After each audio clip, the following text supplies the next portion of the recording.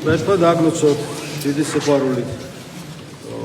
ის ხალობა ყოფილიყოს თქვენზე და უფრო მეტად წინ სულიერად წასულიყავით. სულიერად უფრო გაძლიერებულიყავით. რა თქმა უნდა, უფალმა მოგცა საშუალება იმისა, რომ ჩვენ ყველა მოჯადოებული წრე, ყველა ნეგატივი გადავლახოთ, ყველა სულიერი დაბრკოლება ვძლიოთ ქრისტეს მადლით და სულიერი მახეებიდან, ჩიხებიდან, სულიერი დაბრკოლებებიდან გამოვიდეთ. უფალმა აღასრულა ჩვენი გამოხსნა. უფალმა მოგცა ყოველივე ის, რაც ჩვენი სულიერი წინსვლისათვის აუცილებელი და საკმარისია. მაგრამ ჩვენი დასებული ინსტინქტები, ჩვენი იმპულსური მიდრეკილებები, მავნე ჩვევები, დამანგრეველი რაღაცა თვისებები ხანდახან ხდება ხოლმე ჩვენი დამარცხებები. თუ მოვინანიებთ, ისინი შეიძლება ჩვენს გამამთლიანებელ ინსტრუმენტებად იქნეს გამოყენებული. თუ მოვინანიებთ და გავაცნობიერებთ მათ. ამას დიდი სიბრძნე უნდა. სად არის ეს სიბრძნე? ეს სიბრძნე არის წმინდა წერილში და წმინდა გარდამოცემაში. სად არის ამ სიბრძნის გაგების საშუალება? ჩვენს უკვდავ სულშია, ჩვენს გონებაშია, ჩვენს იმ ხატებაშია, რომელიც ღმერთმა ხატად შექმნა ადამიანი, ხატათვისაც შექმნა ადამიანი და მსგავსება დაავალა, ხო?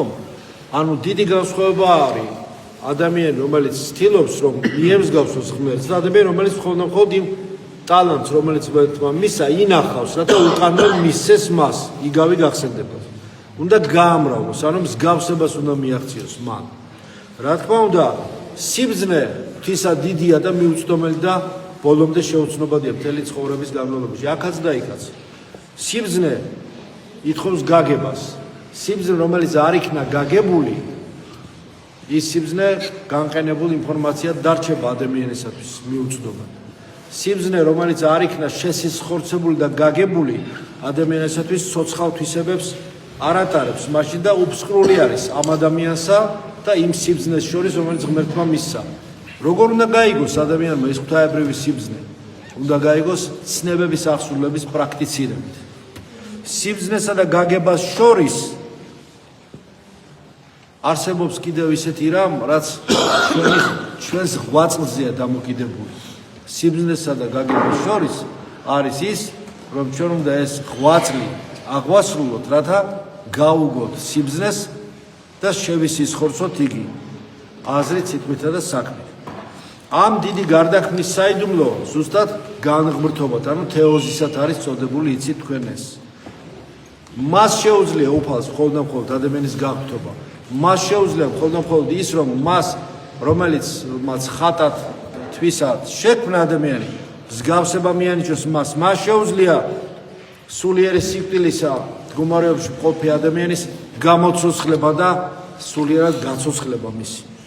მას შეუძლია ადამიანში წყუდიადის მყოფ ბნელ ცოდვების გარდაქმნა და მიტოვება დაწვა მათი და სინათლედ და ნათელად ქცევა, იმიტომ რომ თვითონ არის ნათელი ჭეშმარიტი.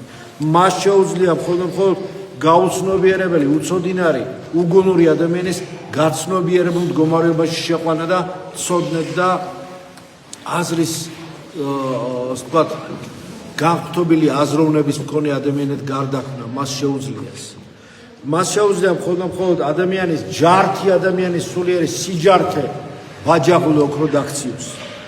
მას შეუძლია ადამიანი ყველა ჩაკეტილი გზიდან ქრისტეს შეუძლია გამოიყვანოს ჩაკეტილი სისტემა, არ არის ადამიანი ღია სისტემაა, მაშინ ბევრი რამე შეიძლება ბევრი რამე გამოდის, არ შეიძლება ადამიანი ჩაკეტილი იყოს რაღაცა იზოლირებულ თვით ჭამაში, თვით რაღაცა იზოლირებულ სივრცეში, იგი ღია სისტემაა და არასდროს თავის თავზე არ თავდება და არ იკეტება და მოკლედ ჩართვას ადამიანის საკუთარ თავზე არასდროს და ვერასდროს ვერ და არ უნდა აკეთებდეს და არ უნდა უბრუნდებოდეს თავის საწყის ცოდვილ მდგომარეობას. პირიქით, უნდა გაარღვიოს ეს მოჯადოებული ცოდვის წრე ქრისტეს მადლით და გამოვიდეს მისგან.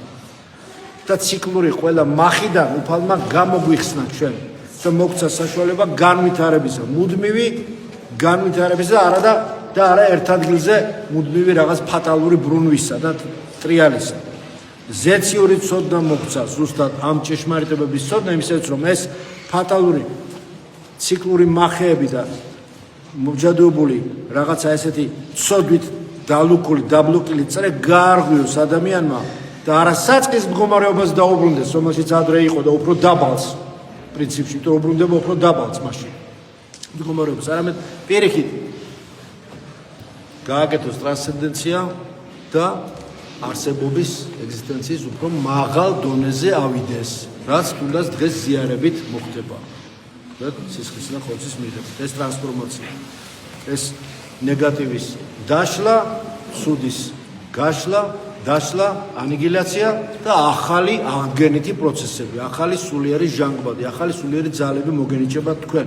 ზუსტად ქრისტემ მოგცა ამის საშუალება, მხოლოდ ქრისტე ღმერთმა, რომელმაც ყველაფერი აკურთხა და ის დროც აკურთხა და ბუნება დროისა შეცვალა, რომელშიც ჩვენ ვიმყოფებით და ეს დრო არაწრფივია, მხოლოდ და ნუ აქცევთ მას ციკლურ, მხოლოდ ერთი და იგივე წრეზე ტრიალად, არამედ პირიქით გაარღვია და სხვა განზომილება მისცა მას და ჩვენ უნდა მადლობა ვთქვათ ამისათვის.